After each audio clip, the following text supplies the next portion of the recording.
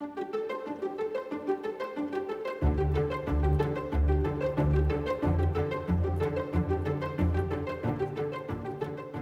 modern era of ufology began in the late 40s and early 50s. Since then, people have come forward with inside information, allegedly from the government, on the UFO Enigma. Some have been civilians, government employees, retired military, and active military.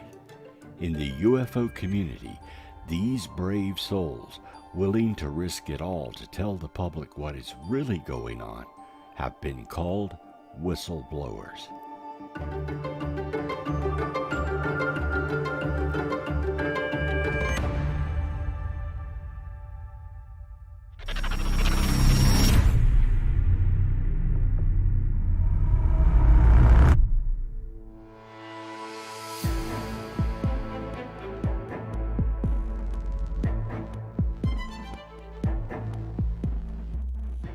Whistleblowing is when a person, often an employee, reveals information about activity within a private government or public organization that is deemed illegal, immoral, illicit, unsafe, or fraudulent.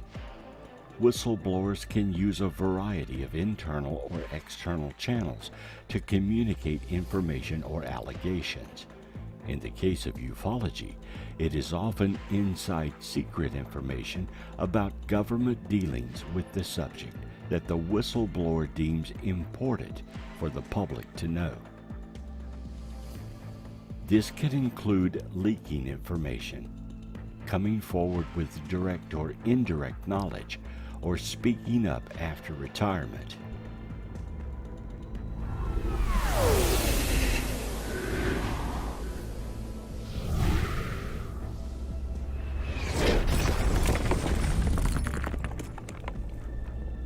For example, in 1947, something crashed near Roswell, New Mexico. At the time, it was considered top secret. In the early 1980s, Jesse Marcel, a lieutenant colonel in the United States Air Force retired, came forward with information about what had crashed. This led to an investigation by UFO researchers. The late Stanton Friedman, a nuclear scientist, headed the investigation, along with Don Smith, Kevin Randall, and others. They pieced together the events of that fateful day, and now we have the full story of Roswell, including new information that continues to be revealed as more eyewitnesses come forward or give deathbed confessions. I've yet to find a debunker who has done his homework. Otherwise, he wouldn't be able to defend his position because there's plenty of data showing him he's full of baloney. So I take joy in that. I was the initial civilian investigator of the Roswell incident. It was totally by surprise. I mean, unexpected, so to speak. And I certainly didn't know when I had my first conversation with Jesse Marcel. And 30 years later, I'd still be working on that case, you know, or that Roswell would have a festival every year and so forth. I've enjoyed coming here. I enjoy the opportunity to answer people's questions. Had it not been for Jesse Marcel blowing the whistle on Roswell, we may never have heard of this UFO crash in the desert. Today, most researchers agree an alien spacecraft did indeed crash. Bodies were recovered, and this material is being kept somewhere within the government infrastructure. People who come forward may not always be referred to as whistleblowers, especially if they are not currently employed by the government and can give first-hand information. Often information is leaked or is given well after the fact when the whistleblower is retired or feels it may be safe to discuss an event from years, even decades before. In some cases, when a whistleblower is absolutely convinced of UFO information they have knowledge of, they too may join the ranks of UFO researchers and begin trying to find new information or tell of their own experiences. Some write books, papers, or do interviews, are featured speakers at UFO events, or create organizations to further explore the issue, all in an attempt to educate the public and disseminate the truth to whoever will listen. Lieutenant Colonel Wendell C. Stevens was a veteran UFO researcher specializing in contactee research. However, he had also been in the military, where he was exposed to actual UFO information. He was born in 1923 and enlisted in the U.S. military service at an early age. He alternated his career between pilot and air technical service assignments with the Air Technical Intelligence Center, ATIC, at Wright Field.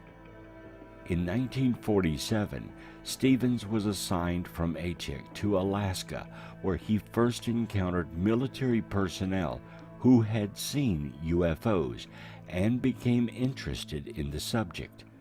After retirement, he began to tell of what he had heard from military personnel in Alaska. And one of the cases, for instance, involved a 200-foot diameter disc, estimated, sitting on the ice pack ahead of an approaching B-29, and as the B-29 got close enough to get a pretty good look at it, it jumped into the air and flew away. Now this 200-foot diameter ship left the ground, leaving nothing behind, no ground equipment, not even an oil slick on the ground. When we'd launch a B-29 for those missions, we had a sea of equipment around the B-29, bigger than the B-29 ever was, left behind when it took off. And so this was a unique. There's no way we could launch anything up there that way, and somebody else is doing it all the time, apparently.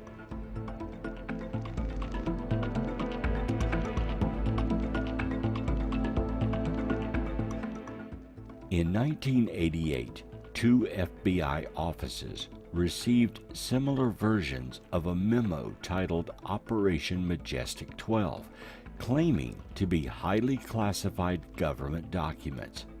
The memo appeared to be a briefing for newly elected President Eisenhower on a secret committee created to exploit a recovery of an extraterrestrial aircraft and cover up this work from public examination. These documents were leaked to UFO researchers, and the late Stanton Friedman began an investigation on the truth and veracity of the documents. He did exhaustive investigations and found much of the information to be plausible. The saucers are real, they're classified higher than the H-bomb, and this secret committee, headed by Dr. Vannevar Bush within the Research and Development Board, is looking into the modus operandi, how the saucers work, basically. And then it says, and they're also talking about mental aspects of the whole phenomenon, which is interesting. No one knows who leaked the documents or if they actually are real. The government denies they are authentic, and many researchers today have dismissed them as bogus. However, Stanton believed they could be actual government documents and presented real information, or they could be part of some disinformation campaign. In any case, the controversial documents have been thoroughly investigated, and some believe an anonymous whistleblower was trying to get authentic information out about this group or a similar group that actually did exist and may still exist today. Governments keep secrets, sometimes for decades. It's important they not allow enemy governments to know what they have and how they plan to use it.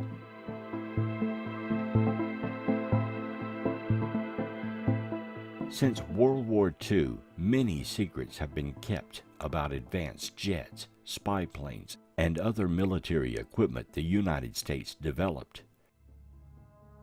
The U-2 spy plane was a secret until one was shot down by the Russians. The stealth bombers were top secret until they were used in Iraq. Even sophisticated software and spyware is often kept secret because they're used to thwart off cyber attacks. Some facilities are kept secret for decades, even though they exist in plain sight. Area 51 in Nevada is one such secret base. We keep secrets. The British keeps secrets. The Russians keep secrets, as well as all nations. Governments can and do keep secrets, so it is quite possible for a UFO cover-up to be instigated and maintained if that's what the powers that be wanted to do. Let me give two historical examples. The first is the Manhattan Project, where thousands of people were engaged on a highly classified project, which of course was not disclosed until the bomb was actually dropped. Another example, perhaps in a sense an almost better example because of the time that this secret was kept, is the breaking of the German codes during the Second World War, and particularly the Enigma machines and the work done from places like Bletchley Park in the UK. And even after the war was over, this secret was kept for decades, and I think it was only towards the end of the 1960s that actually it was revealed in a book, I think, that yes, actually we'd broken the German codes. A growing number of mostly retired, some active military and civilian agency, government agency people, less constrained because of their position and the fact that this is the 21st century, it's not 1950 anymore, are starting to talk. They're starting to write books, they're starting to come public and talk, they're starting to talk to researchers in private, they're going in front of cameras, they're holding news conferences, and they're basically talking about what they saw, what they did, what they heard. And of course, and all of what they saw, did, and heard is supporting what the researchers had pretty much established as an extraterrestrial presence. The government knows about it, the government has embargoed it.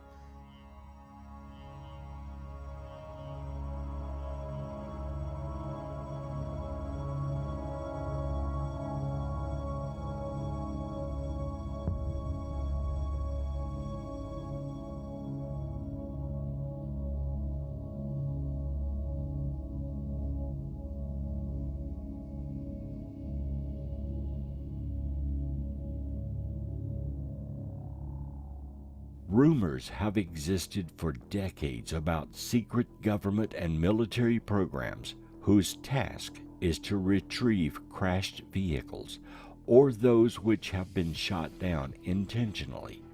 These UAPs are said to be kept secret at Wright-Patterson, Area 51, and other bases and facilities around the country, as well as worldwide. Whistleblowers are the primary source of information about these programs. Data concerning them have in times past been given to UFO researchers, usually off the record, and the whistleblower never comes forward. Little by little, a trickle of information is spoon-fed to investigators who cannot access these bases, and therefore they cannot prove the claims. They can only report what they were told.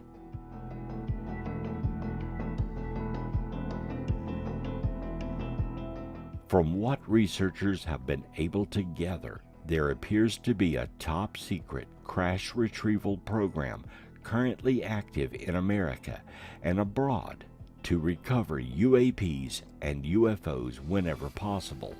There is even a military squad or team that is trained in such retrievals. Projects that involve the retrieval of crashed discs. So what his job was to go out with a number of other people who were recruited from various military services, that they would come together, they would then be told to go to a particular location, and they would then have the responsibility of sanitizing and retrieving whatever information and whatever physical evidence there is about a crashed extraterrestrial vehicle in different locations in the United States or elsewhere.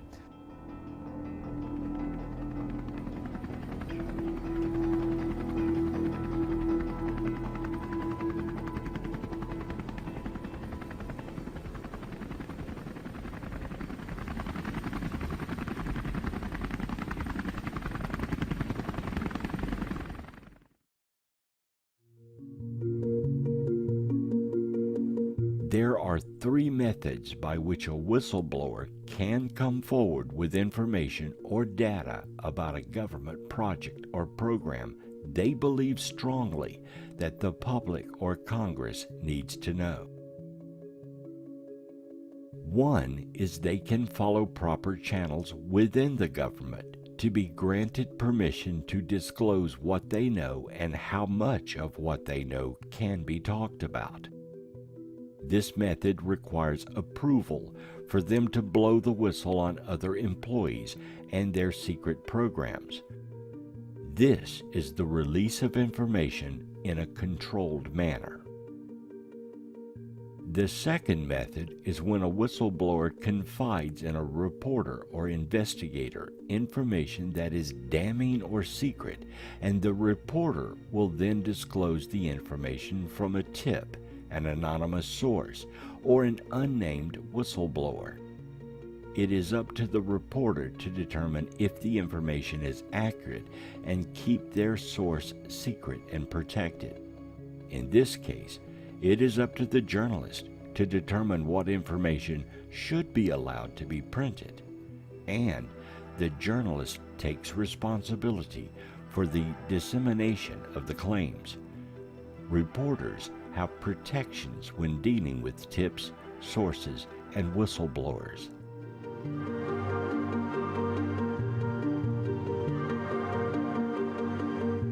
The third is to leak information out in such a way they remain completely anonymous, such as when the MJ-12 documents were disclosed. In this case, the whistleblower may mail or send secret information or documents anonymously to an investigator or reporter. In this case, the information may be in question because there's no way to verify it or the credibility of the whistleblower. Depending on how secret the information is, the source could be arrested if discovered. Often retired military personnel will talk about things they witnessed or were a party to when they were in active service. These stories abound among UFO researchers, and in many cases, the individual may write books on their involvement in secret programs. The government will usually dismiss these claims and deny them. To fine, arrest, or jail the person talking about such information would be admitting it is true and worth criminal prosecution. A compelling case where a UFO was seen over at least 2, maybe 3 different nights. Witnesses were United States Air Force personnel based in the UK at the twin bases of Bentwaters and Woodbridge. Those witnesses included Lieutenant Colonel Charles Holt, the deputy base commander. There was physical trace evidence in terms of an assessment of radiation levels taken at the landing site. I mean, this wasn't lights in the sky. This was a metallic craft that actually was seen to land in a clearing in the forest. The MOD's defense intelligence staff assessed those radiation levels as being, and this is a direct quote from an MOD document, which is up on their own website, significantly higher than background. Now, these radiation levels were about 8 times the normal background levels that you would expect for that particular area. There's a radar operator who says that at the time of the incident he took a call from the control tower saying we have something unknown over the base. He testifies that there was an uncorrelated target on the radar screen for a couple of sweeps. Colonel Holt talks about light beams being fired down from the UFO at him and his men, and how later on in the night the UFO was firing light beams down at the weapons storage area on the military base. So in terms of hard evidence from credible eyewitnesses and the physical evidence in terms of things like radar and radiation levels, this case is about as good as it gets.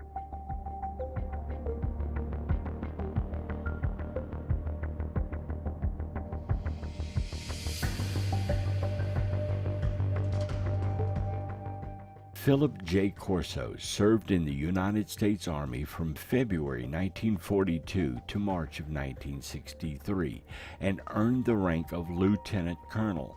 He headed up the Foreign Technology Division within the Army. Corso published The Day After Roswell in 1997 about his alleged involvement in the research of extraterrestrial technology recovered from the 1947 Roswell incident. On July 23, 1997, he was a guest on the popular late-night radio show Coast to Coast AM with Art Bell, where he spoke live about his Roswell story. Corso died of a heart attack less than a year later. He claimed the government was in possession of advanced extraterrestrial craft and technology that over time was disseminated to companies to develop into usable technology or inventions. He also claimed the bodies of alien beings were recovered and that he saw one.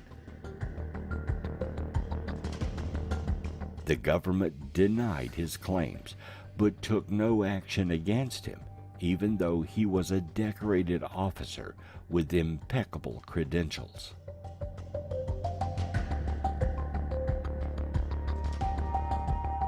Another case of possible leaked information from a whistleblower is the story by Bob Lazar. Lazar is an American businessman who claimed he was hired in the late 1980s to reverse engineer extraterrestrial technology. This work supposedly occurred at a secret site called S4, a subsidiary installation allegedly located several miles south of the United States Air Force facility, popularly known as Area 51. Lazar purports to have examined an alien craft and read U.S. government briefing documents that described alien involvement in human affairs over the past 10,000 years. His claims brought additional public attention to Area 51 and fueled conspiracy theories surrounding its classified activities. His assertions have been analyzed and rejected by skeptics and some ufologists, although he retains a following of supporters. Lazar has no evidence of alien life or technology, and elements of his claimed education and employment history have been exaggerated or fabricated. Perceptions of Lazar have also been affected by criminal activity. He was convicted in 1990 for his involvement in a prostitution ring, and again in 2006 for selling illegal chemicals. Journalist Ken Lane states, "A lot of credible people have looked at Lazar's story and rationally concluded he made it up. However, some of his detailed information about S4, the fact it does exist, and the saucer's flight capabilities is consistent with other claims.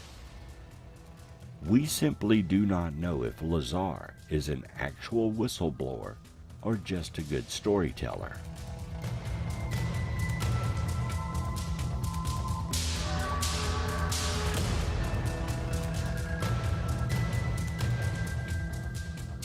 In fact, almost all claims of extraterrestrial beings or craft, crashed or not, have been denied by the government. When the Roswell story broke, the government came out twice to deny the event, with their own claims it was a radar target balloon and crash dummies dropped from airplanes. The Mogul Balloon Project did exist in 1947, but the crashed dummies were not used in tests until the 1950s. Few believed the government's denials after that. To date, the government and military maintain their version of the story is the truth, even though investigators have clearly shown many problems with it. Half of the American people clearly state in poll after poll that UFOs are behind the ETs are behind the UFO that they're being seen in the sky, some of them, meaning there's an ET presence. Half.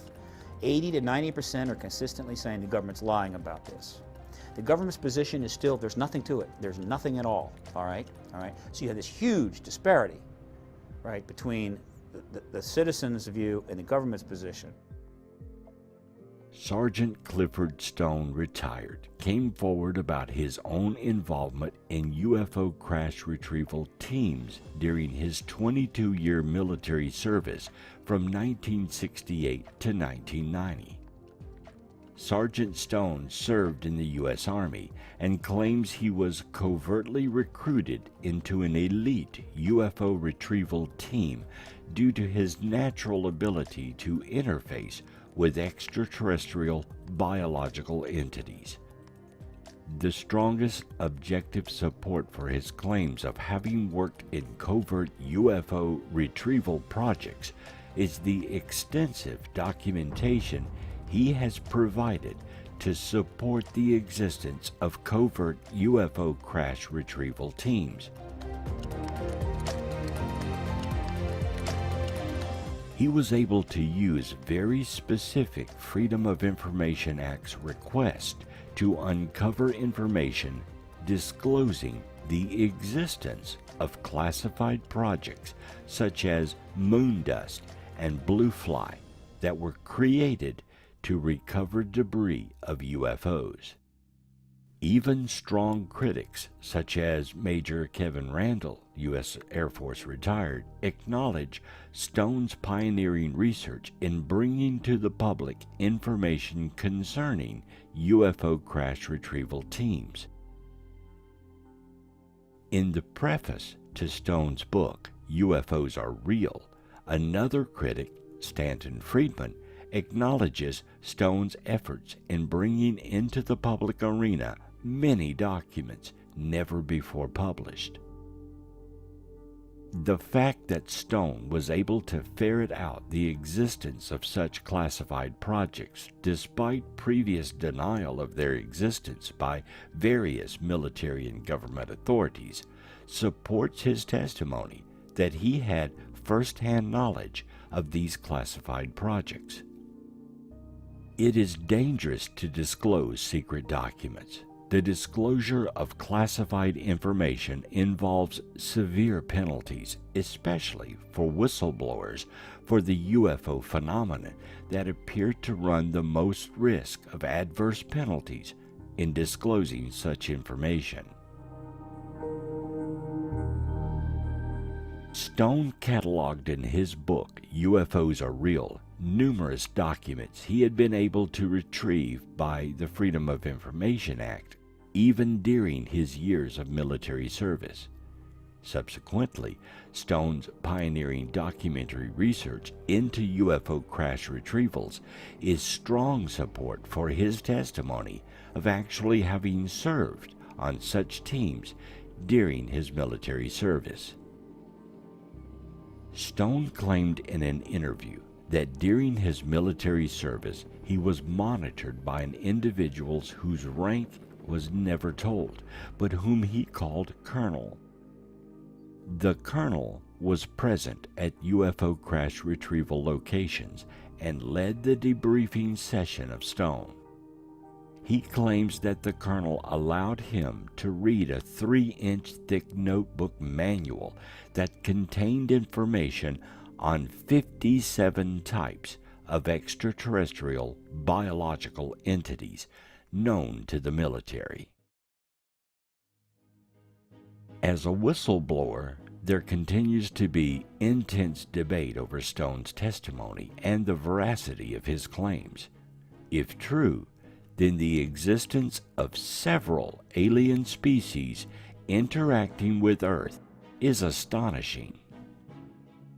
The question of how many races are visiting us is a really fascinating question. I mean, how can we know for sure exactly how many extraterrestrial races are visiting us or interacting with humanity?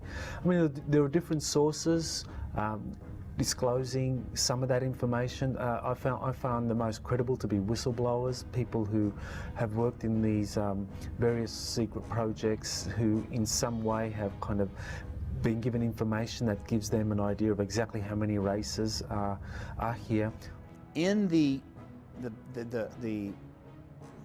black ops dark world that is the basement of what I call the secret empire, which is the intelligence wing of the military-industrial complex, meaning the totality of all of the classified programs, people, and documents, all of the agencies, intelligence agencies, and all of the classified segments of the major government contractors, which are vast. That's the secret empire. It's vast. It's bigger than the Roman Empire. And in its basement, there are things going on which we cannot even fathom. All we get are little hints on occasion, right? A vast underground world, literally underground world, in which programs, experimentation, and even policies are being conducted.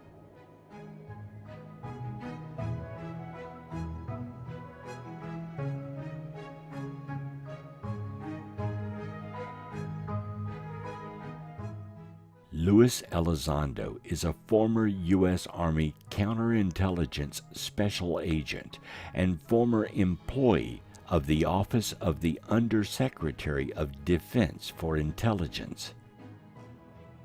From 2008 until his resignation in 2017, Elizondo worked with the Office of the Undersecretary of Defense for Intelligence in the Pentagon.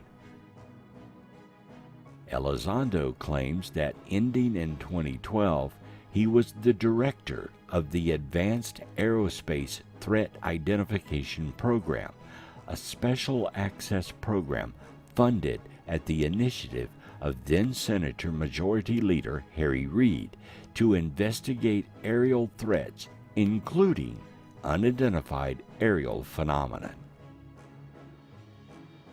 Elizondo told a reporter he thought that he might have been selected for ATIP because of his scientific background, work as a counterintelligence agent protecting American aerospace technology, and the lack of interest in science fiction. According to the Department of Defense, the ATIP program ended in 2012 after 5 years. Elizondo claims he worked with officials from the U.S. Navy and the CIA out of his Pentagon office for this program until October 2017, when he resigned to protest what he characterized as excessive secrecy and internal opposition. Elizondo asserts that underestimating or ignoring these potential threats is not in the best interest of the department, no matter the level of political contention. The New Yorker reports that Elizondo was hired to take over the program, which was an outgrowth of a government project awarded to businessman and paranormal enthusiast Robert Bigelow, ostensibly to examine the future of warfare, but reporting almost exclusively about UFOs, including a photo of a supposed tracking device that aliens had supposedly implanted in an abductee. His position in the ATIP program was questioned by The Intercept and challenged by Pentagon officials, with spokesperson Christopher Sherwood saying Mr. Elizondo had no responsibilities with regard to the ATIP program while he worked in OUSDI, the Office of Undersecretary of Defense for Intelligence, up until the time he resigned, effective October of 2017. In response, Elizondo filed a complaint with the agency's Inspector General, claiming a coordinated campaign to discredit him for speaking out, including Pentagon press statements asserting he had no official role in UFO research even after his role was officially confirmed. In the Inspector General's complaint, Elizondo also stated that he was the target of a personal vendetta from a political rival. Senator Harry Reid sent a letter to NBC News stating, "I can state as a matter of record Lou Elizondo's involvement and leadership role in this program." Elizondo believes UAPs might be from another dimension. They might use hydrogen found in water to warp space-time, and the U.S. government may be in possession of exotic material associated with UAPs. Whether Elizondo is a legitimate whistleblower with highly secret information is continuing to be argued. In any case, he is responsible for the current disclosure of UAP videos, radar data, and incidents being released recently, and the current congressional interest in the UAP phenomenon. It was his disclosure of ATIP and the new task force by the government that kick-started much of the new data and confirmations we have to date. Whether governments have done this willingly or whether in some cases they've been dragged kicking and screaming into that decision by a combination of the UFO community and the media and people making pretty smart, targeted FOI requests, I don't know, but we are where we are, and it's an interesting situation. We know an awful lot more now about Air Force and government involvement with this subject and some of the cases they've investigated than we knew 2 or 3 years ago, and that's a great thing.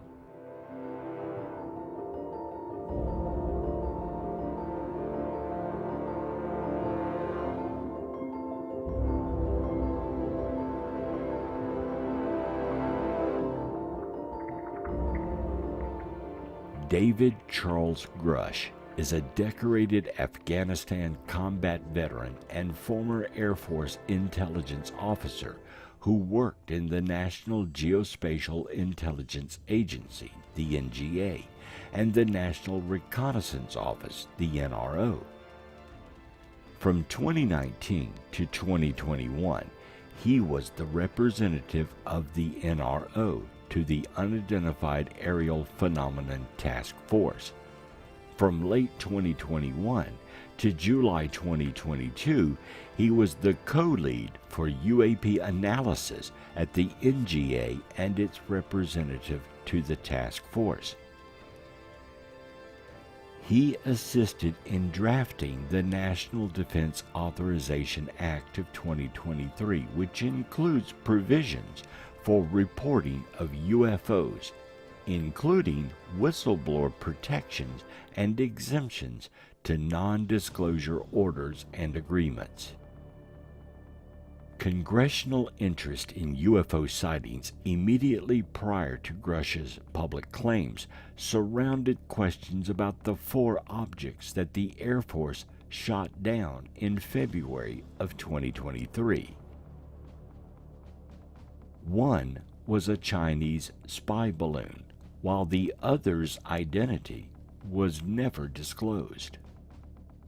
In 2023, United States Air Force officer and former intelligence official David Grush was interviewed by various media outlets and testified in a U.S. House of Representatives congressional hearing.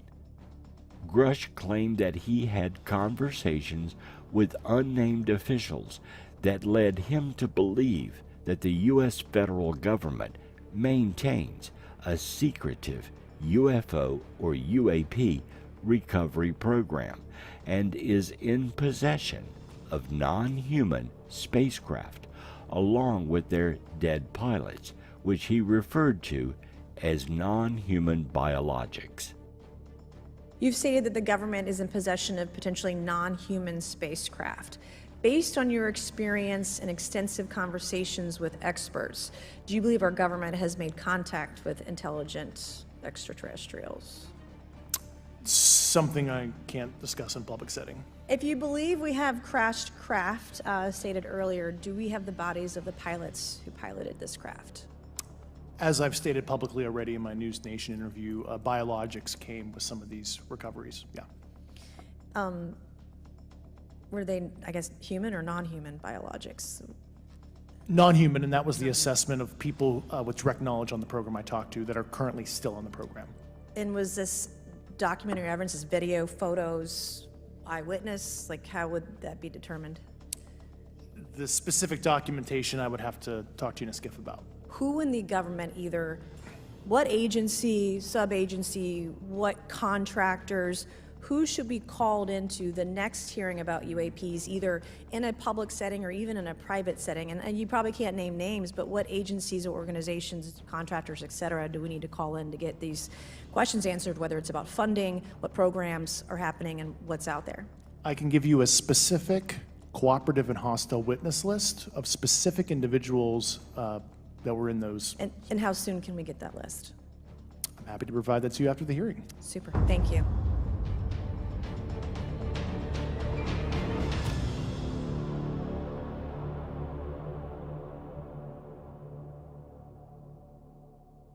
In 2022, Grush filed a whistleblower complaint with the U.S. Office of the Intelligence Community Inspector General to support his plan to share classified information with the U.S. Senate Select Committee on Intelligence. He also filed a complaint alleging retaliation by his superiors over a similar complaint he made in 2021. I was informed in the course of my official duties of a multi-decade UAP crash retrieval and reverse engineering program, to which I was denied access to those additional read-ons when I requested it. I made the decision, based on the data I collected, to report this information to my superiors and multiple inspectors general, and in effect becoming a whistleblower. As you know, I've suffered retaliation for my decision, but I am hopeful that my actions will ultimately lead to a positive outcome of increased transparency.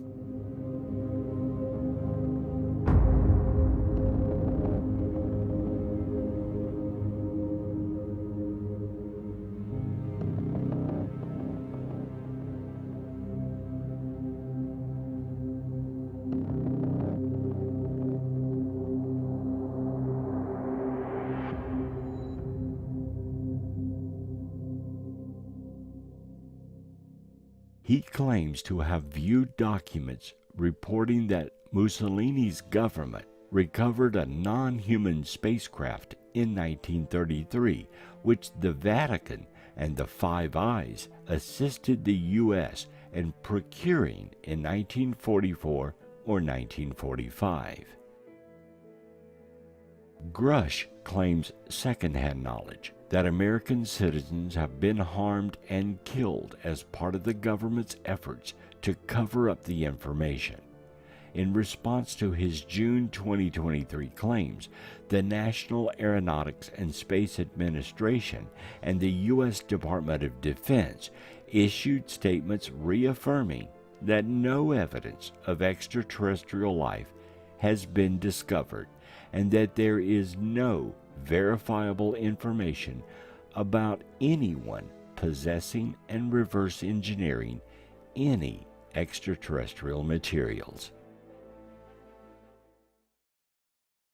In July 2023, testimony given to the House Committee on Oversight and Accountability, Grush repeated some of his claims under oath, alongside testimony from retired U.S. fighter pilot Ryan Graves and retired U.S. Navy Commander David Fravor on their personal experiences related to UFOs.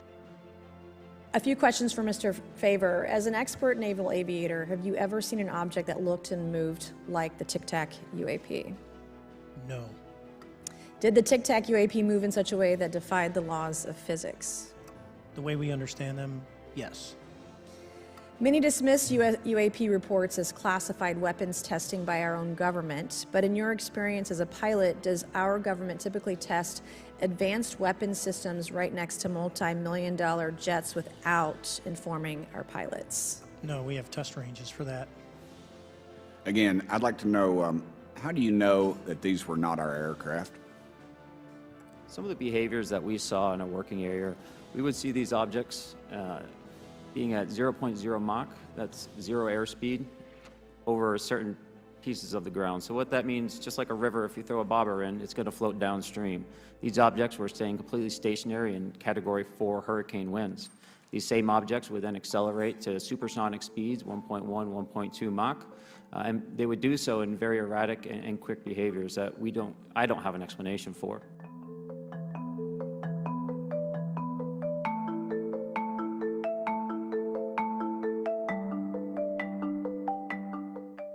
Grush testified that he could not elaborate publicly on some aspects of his claims, but offered to provide further details to representatives in a sensitive, compartmentalized information facility, or a SCIF. Grush claims that the U.S. federal government maintains a highly secretive UFO retrieval program and possesses multiple spacecraft of non-human origin, as well as corpses of deceased pilots. Grush also claims there is substantive evidence that white-collar crime took place to conceal UFO programs, and that he had interviewed officials who said that people had been killed to conceal the programs.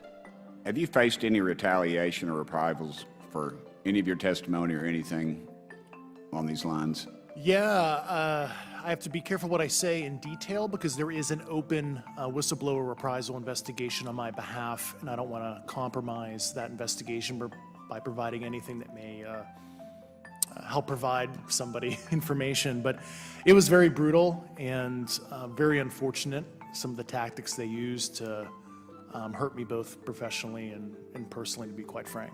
Yeah. It's very unfortunate. As they say, when you're over the target, that's when they do the most firing at you. Do you have any personal knowledge of people who have been harmed or injured in efforts to cover up or conceal these extraterrestrial technology? Yes. Personally. Have anyone been murdered that you would that you know of or have heard of, I guess? I have to be careful asking that question. I directed people with that knowledge to the appropriate authorities. Grush stated he tried to get the director of AARO to help him share his claims with Congress. I expressed some concerns to Dr. Kirkpatrick about a year ago and told him what I was starting to uncover, and he didn't follow up with me.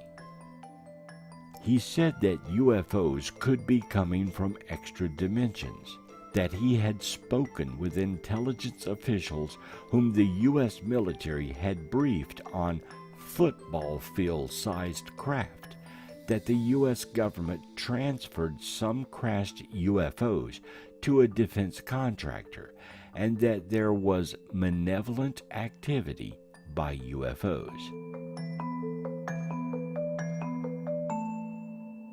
During a July 26, 2023 congressional hearing, Grush said that he was informed in the course of his official duties of a multi-decade UAP crash retrieval and reverse engineering program to which he was denied access, and that he believes that the U.S. government is in possession of UAPs based on his interviews with 40 witnesses over 4 years. Grush claimed in response to congressional questions that the U.S. has retrieved non-human biological matter from the pilots of the craft, and that this was the assessment of people with direct knowledge on the UAP program he talked to that are currently still on the program. When asked by U.S. Representative Tim Burchett during the July 26 hearing if Grush had personal knowledge of people who've been harmed or injured in efforts to cover up or conceal the government's possession of extraterrestrial technology, Grush said yes, but that he was not able to provide details except within a skiff. Many critics of his claims have pointed out that they are just hearsay, where a guy says he knows a guy who knows another guy who heard from a guy that the government has alien spaceships. Critics also said of Grush's account that it's an extraordinary claim and it requires extraordinary evidence, none of which we're getting, adding, "Show me the spaceship." Often, when whistleblowers do come forward, they do not have any evidence because the government is not about to provide any. This makes claims easily dismissed. However, when claims are this detailed and are supported by others in government departments, it makes it more plausible. According to Leslie King, the reporter that broke the story, she vetted Grush by interviewing Carl Neal, a retired Army colonel who was also on the UFO task force, and a Jonathan Gray, which is a synonym, who King described as a current U.S. intelligence official at the National Air and Space Intelligence Center. King wrote that Neal called Grush beyond reproach, and that both Neal and Gray supported Grush's claims about a secret UFO retrieval and reverse engineering program does exist. Sean M. Kirkpatrick is an American laser and materials physicist and currently director of the All-Domain Anomaly Resolution Office at the United States Department of Defense. Kirkpatrick is also an adjunct assistant professor of physics at the University of Georgia. Kirkpatrick appears to be angry that the information provided by Grush had not been disclosed to his department.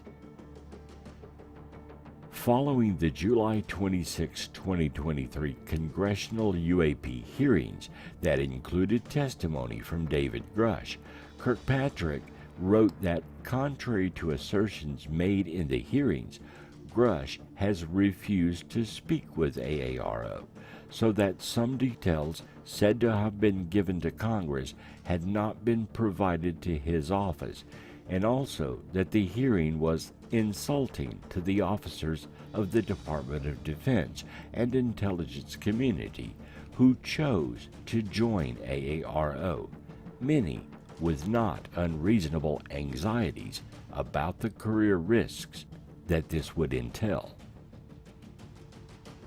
This suggests that not all compartmented information within the government regarding UAPs is shared with AARO, and this secret is still being kept hidden within specialized departments within the government.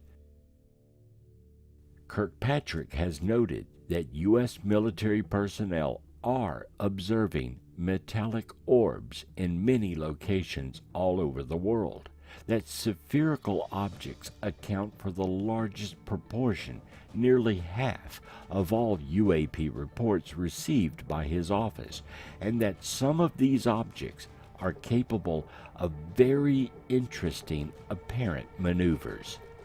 You'll see it come through the top of the screen. There it goes, and then the camera will slew to follow it. You'll see it pop in and out of the field of view there. This is essentially all of the data we have associated with this event from some years ago. It is going to be virtually impossible to fully identify that just based off of that video. Now, what we can do and what we are doing is keeping that as part of that group of 52% to see what are the similarities? What are the trends across all of these? Do we see these in a particular distribution? Do they all behave the same or not? As we get more data, we will be able to go back and look at these in a fuller context.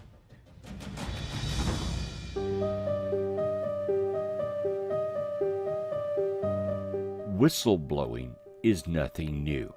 As early as the late 1940s and 1950s, there's been speculation the Air Force has been holding back on the truth of the UFO Enigma. One of the first to bring this to the public's attention was Donald Edward Kehoe. He was an American Marine Corps naval aviator, writer of aviation articles and stories in a variety of publications, and tour manager of aviation pioneer Charles Lindbergh. In the 1950s, Kehoe became a UFO researcher and writer, arguing that the U.S. government should conduct research into UFO matters and should publicly release all of its UFO files. Kehoe had access to naval, marine, and other pilots and their stories. In 1947, the Air Technical Intelligence Center at Dayton, the top Air Force intelligence men and scientists under contract, sent a secret document to the commanding general of the Air Force saying that whatever these things were, they were real. In 1948, ATIC, the same group, sent a top secret estimate to the commanding general, Hoyt Vandenberg, said these were interplanetary spaceships. In 1952, there was an intelligence analysis of the maneuvers of these things, as seen by radar, triangulation, radar photographs, and in 1953, the Central Intelligence Agency and the Air Force had a special panel of scientists meet at the Pentagon to tell them what to do. And after they got through, this group said, you don't have proof that these things exist, not scientific proof, but you have a very strong circumstantial case. We suggest you quadruple the investigation, set up special observation posts, in the meantime, release everything you've got to the American people. Now, you've got 4 documents there that they've been sitting on all this time. Now and they have been spending a lot of money investigating flying saucers. If they don't exist, why the money? Why did the intelligence teams rush out every time there's a sighting?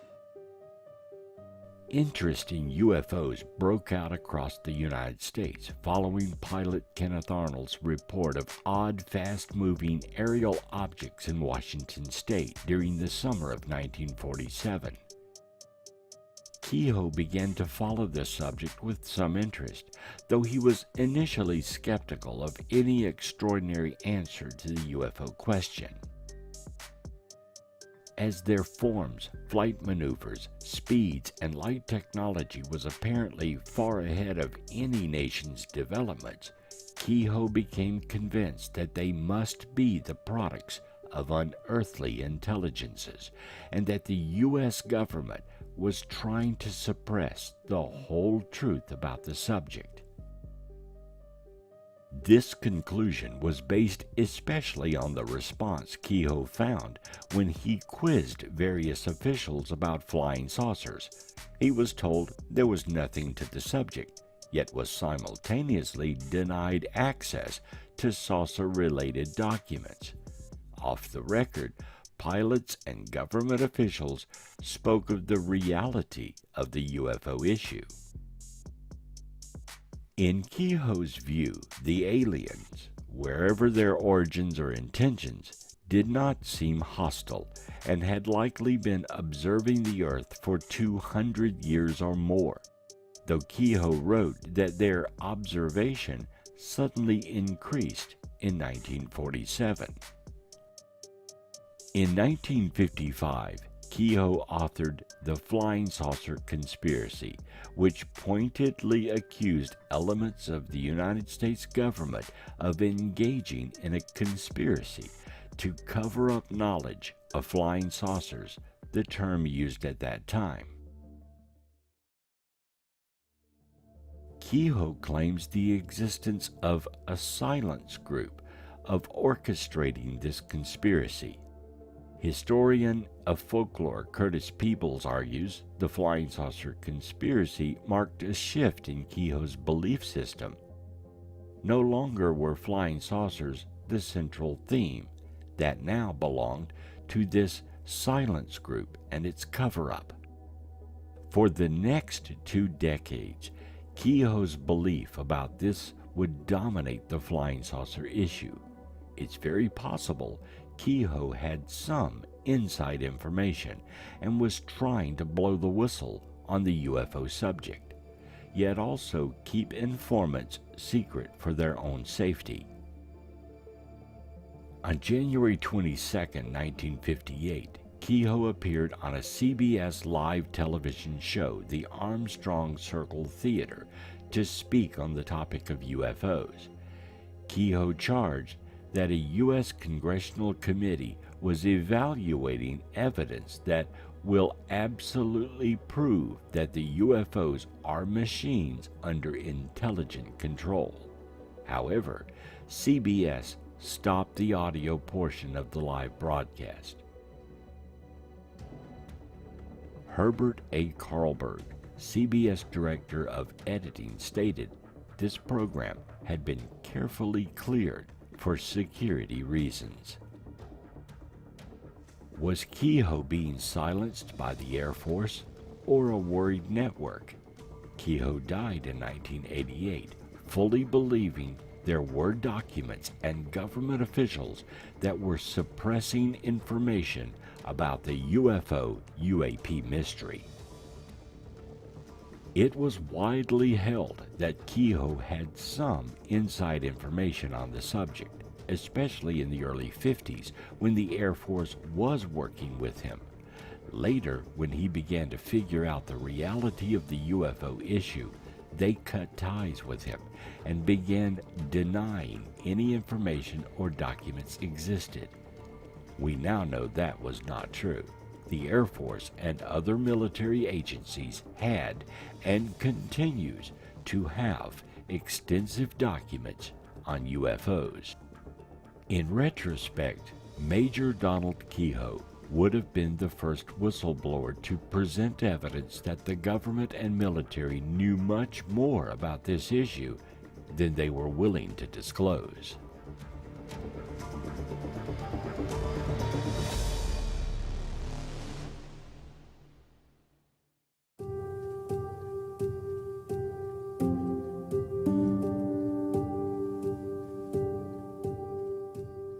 The government often relies on whistleblowers to bring forth issues such as misappropriation of funds, government workplace abuses, line item financial problems within an agency, and dealings with other countries. In fact, many of the major issues over the past 5 decades that came forth and became major news events started with a whistleblower. There are channels for such disclosure, and Congress seeks out these individuals so investigations can ensue. When a whistleblower does come forward, their testimony is taken very seriously. Investigations are initiated, and in time, usually, the issue is resolved. In some cases, it leads to criminal and civil lawsuits. Whistleblowers are a necessary and important component of a democracy. Problems cannot be fixed if you don't know they are happening, so whistleblowers are often the beginning of disclosure of an issue. The UFO-UAP phenomenon is no different. And throughout the history of the United States, we often rely on whistleblowers to bring out stories so they can be investigated. These stories may initially be denied, but with further investigation, often they lead to critical information once held secret from the public. Whistleblowers are often held as heroes who are working towards transparency. With the UFO-UAP issue, there is a fine line a whistleblower may not be able to cross. Their duty to oaths and the preservation of top-secret material that may be in the best interest of the country is considered. National security is a major issue that has to be considered. The revelation of one type of information may also include something that cannot be released. A whistleblower's own personal integrity will be scrutinized as well. Their rank and character is important to the investigation, and even mental health issues may come into play. Is the whistleblower a prankster, jokester, or mentally unstable? These character attributes may affect whether the individual is to be believed and can affect their testimony even if they are truthful. Many whistleblowers have had their own reputations destroyed by coming forward and faced reprisals from colleagues for speaking out. The decision by any individual to come forward and become a whistleblower is something that has to be taken seriously. There must be strong evidence that backs up their claims and a trail to follow to get to the truth. Whistleblowers have to disclose their information under oath, and penalties may ensue if it is found they are lying or exaggerating their testimony. Once a whistleblower does come forward, he or she not only puts themselves in danger, but co-workers and the agency they are reporting itself. Some whistleblowers have gone on to write books and do interviews, walking a fine line between what they can say and what they cannot reveal.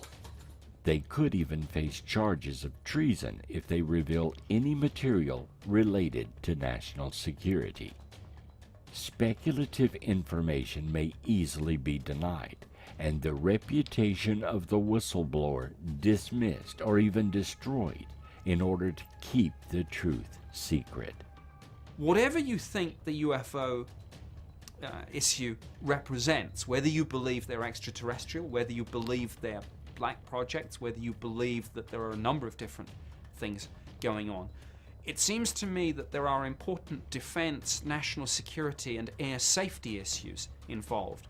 And that's another reason why I continue to be involved in this field and to speak very openly about it, and to do my best to keep this subject in the public eye, particularly through getting it into the mainstream media. To date, no whistleblower has presented undeniable proof of the existence of aliens, alien materials, or extraterrestrial visitations to Earth. Claims of such are abundant, but so far, nothing concrete has emerged due to a whistleblower's testimony. This does not mean the whistleblowers throughout the study of UFOs are lying. It simply means there's no physical proof of their claims. And physical proof is what science and skeptics need to lay this issue to rest. It is what the public needs as well, a definitive answer to the question of UFOs and UAPs. The government may change the name of the phenomenon, hide proof, and keep secrets for decades, but eventually the truth always prevails. Someone, somewhere, has access to the accumulated data regarding the UFO issue, and perhaps a new whistleblower in the future will bring forth this data in such a way it cannot be denied. The disclosure event is this and this only. It is the formal acknowledgement of this extraterrestrial presence by the governments of the world, probably starting with the United States government. That's it.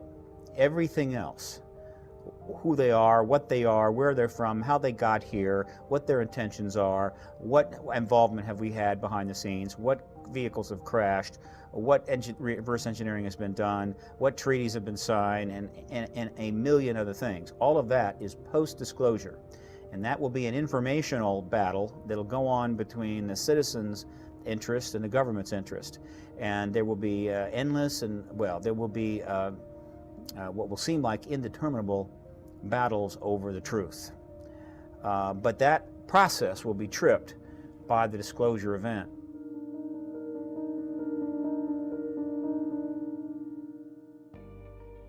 For decades, we have struggled with this issue, and most people now believe that non-terrestrial beings are and have been observing mankind for centuries. The question of UFOs and extraterrestrials is not a new development. Throughout history, strange and seemingly inexplicable phenomena have occurred and been reported or told as stories. Ancient paintings and even cave art depict the presence of otherworldly beings interacting with mankind. The modern study of UFOs is new, but in that time, with more advanced technology, photography, radar, and other devices, we have accumulated an abundance of evidence, both publicly and secretly. Much of that evidence remains in the hands of a select few in the government because they are the ones with the technology to record such data. In America alone, the skies are recorded each day and night. Radar is always working, and space satellites are always watching. We watch our own skies and the maneuvers of other nations as well. With all of this recorded data, it would be impossible for the governments of the world to miss strange and unexplainable activity in our skies and in the heavens. And we know now, through the efforts of brave whistleblowers, there is apparently volumes of information hidden away in secret files and programs. The question remains, is this information hidden for our own protection or for some other nefarious reason? Secrets remain secrets for usually a very short time. At some point, someone tells the truth, and that which was a secret becomes common knowledge. Perhaps one day in the not-so-distant future, we will learn the truth, the whole truth. Till then, whistleblowers will continue to emerge with pieces of this cosmic puzzle, and it is up to us to assemble this knowledge and build the wondrous future that lies ahead.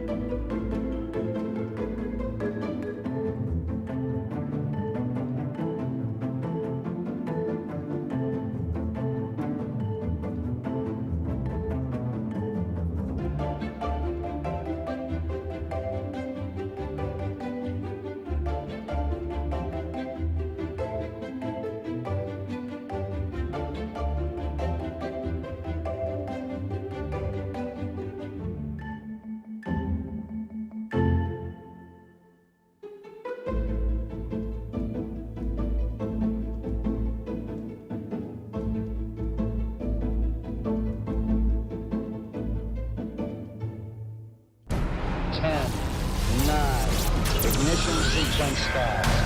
6, 5, 4, 3, 2, 1.